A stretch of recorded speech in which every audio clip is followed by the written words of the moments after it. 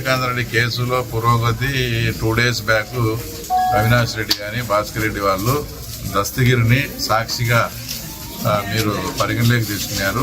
అది నైతికంగా తప్పంటూ ఒకటేదో పిటిషన్ వేశారు. దాని మీద దస్తగిరికి సిబిఐ వాళ్ళకు కూడా నోటీసులు వచ్చినాయి. దస్తగిరి కూడా ఆయన లాయర్ పెట్టుకుని ఫైట్ చేస్తా ఉన్నారు. ఇది అవినాష్ రెడ్డి వాళ్ళ వైపు నుంచి ఒకవైపు. కానీ సునీతమ్మ ఆల్రెడీ సుప్రీంకోర్టులో వీళ్ళ బెయిల్ క్యాన్సిల్ చేయాలి. అప్పుడు ప్రభుత్వము అధికారులను తప్పుదోవ పట్టించి మోసం చేసి వీళ్ళు సుప్రీంకోర్టులో కానీ ఇంకో చోట బెయిల్ తీసుకున్నారు. బెయిల్ తీసుకునేప్పుడు బెయిల్ కండిషన్స్ లో ఏముందంటే విట్నెస్లను ప్రధానంగా సాక్షులను ప్రలోభ పెట్టడం కానీ సాక్షులను బెదిరించడం కానీ చేయకూడదనే ఒక కండిషన్తో వాళ్ళు ఈరోజు బెయిల్ మీద ఉన్నారు. కానీ నిన్న చూస్తే దేవిరెడ్డి శంకరెడ్డి వాళ్ళ అబ్బాయి చైతన్య రెడ్డి ఆల్రెడీ దస్తగిరి ఉండే సబ్ జైలుకు పోయి అతన్ని బెదిరించినట్టు ఆ ఆరోపణలు వచ్చినాయి. ఆరోపణల మీద ఎంక్వైరీ జరుగుతూ ఉంది. ఆల్మోస్ట్ ఆల్ చైతన్య రెడ్డి అక్కడికి రావడము ఇవన్నీ వాస్తవమని అప్పుడు ఆల్రెడీ నేను కూడా రిమాండ్ ప్రిజన్గా ఉన్నాను.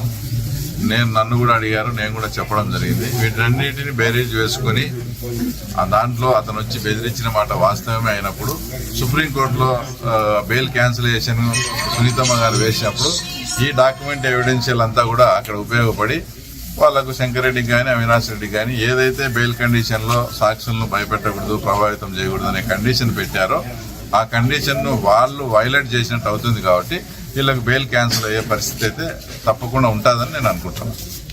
ముఖ్యంగా మన కూటమి ప్రభుత్వం ఏర్పడిన తర్వాత అంతకుముందు గతంలో ఎలా పరిపాలించారు, తర్వాత ఇప్పుడు చంద్రబాబు నాయుడు గారి ఆధ్వర్యంలో పాలన ఎలా సాగుతుంది, అంతకుముందు 5 ఏళ్ళు కూడా ప్రజలు చాలా భయభ్రాంతులతో ఒక రకమైన టెన్షన్తో ఎప్పుడేం జరుగుతుందో ఏం ఉపద్రవం వస్తుందో అన్నట్లు రాష్ట్ర ప్రజలంతా కూడా 5 ఏళ్ళు కూడా బాధించబడడం జరిగింది.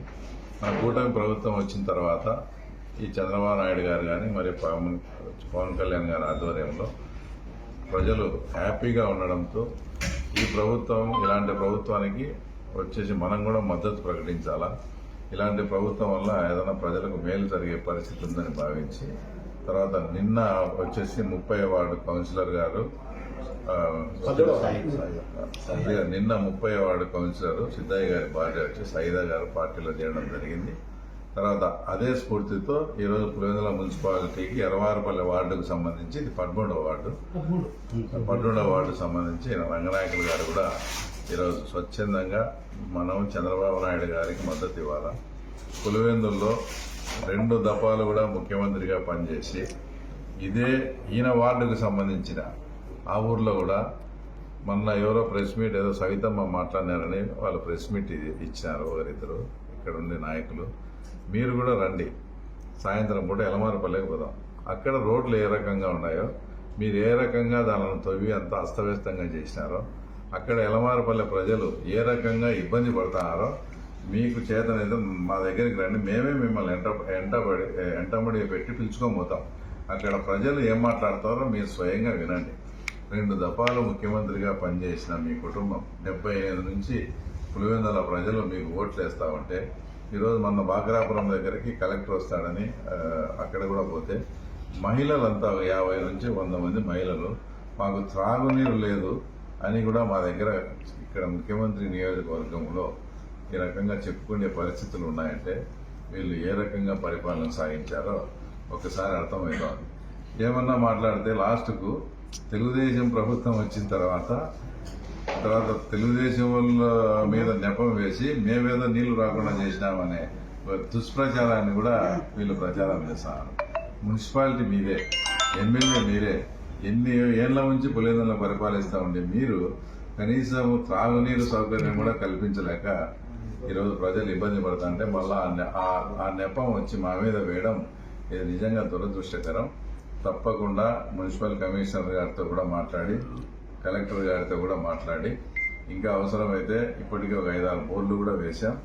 ఇంకా ఏదన్నా అవసరమైన చోట నీళ్లు పడతాయనే చోట బోర్లు వేయించి నక్కలపల్లి స్టోరేజ్ దానికి కూడా అక్కడ సమ్ లీకేజ్ అవి ఉంటే ఆ మరమ్మతులు కూడా చేసి అక్కడి నుంచి కూడా దాని మోటార్ల కెపాసిటీని కూడా పెంచి కొత్త మోటార్లు కూడా పెట్టించి తాగునీటికి సమస్య లేకుండా చేస్తాం.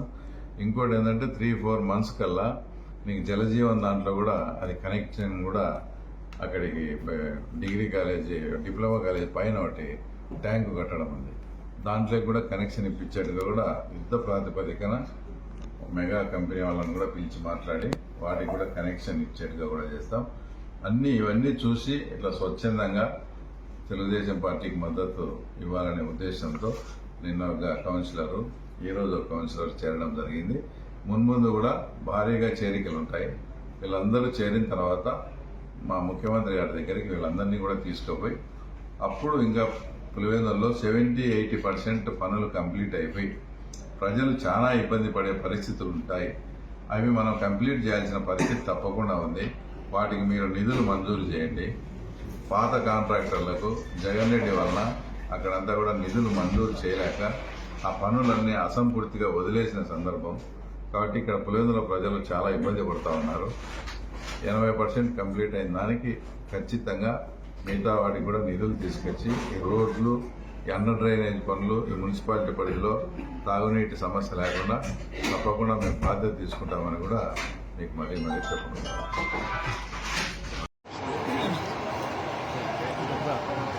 అందరికీ నమస్కారం. తర్వాత మొన్న ఎంపీ అవినాష్ రెడ్డి గారు లింగాల మండలం అంటే చిన్నపడాలకు వచ్చి ఏదో అసలు మాకేదో తీరిక లేనట్టు, తర్వాత మేము దీని గురించే పట్టించుకున్నట్లు ఏదేదో మాట్లాడుకోవడం కూడా జరిగింది.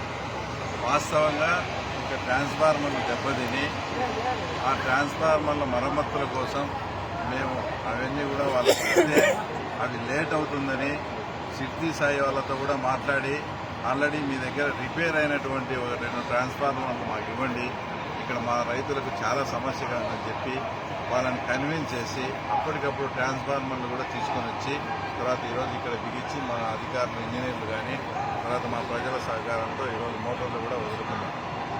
ఇంత మాత్రానికి ఏదో అసలు పట్టించుకున్నట్లు ఏదో వీళ్ళకి జూదాలు ఆడతానే సరిపోయిందని మాట్లాడతారు. అసలు ఆయన జూదం గురించి మాట్లాడడానికి అర్హత ఉందా?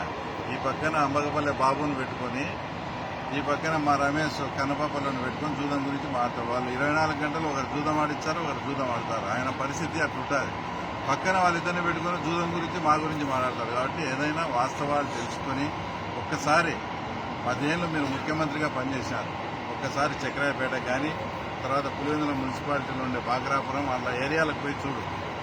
10 ఏళ్ళు ముఖ్యమంత్రిగా పనిచేసి కూడా తాగునీటి కోసం ఈరోజు ప్రజలు అల్లాడుతున్నారంటే మీరు ఏ రకంగా పరిపాలన చేశారో ఒకసారి అర్థం చేసుకోండి. ఇక్కడ ఉండే ప్రజలు కూడా ఇలాంటి నాయకులను మేము 30 ఏళ్ల నుంచి 40 ఏళ్ల నుంచి ఎన్నుకునేది. ఇంకా సమ్మర్ స్టార్ట్ కాలే, ఫిబ్రవరిలోనే తాగునీటి సమస్య ఇంత ఇదిగా చేశారంటే వీళ్ళు ఎట్లా పాలించినారో తర్వాత ప్రజలు కూడా బాగా అర్థం చేసుకుంటారు. అదేదో రఘురామకృష్ణరాజు చెప్పినట్టు ఉప ఎన్నిక వస్తే తప్పకుండా ప్రజలు ఇలా బుద్ధి చెప్పే పరిస్థితి ఉంది.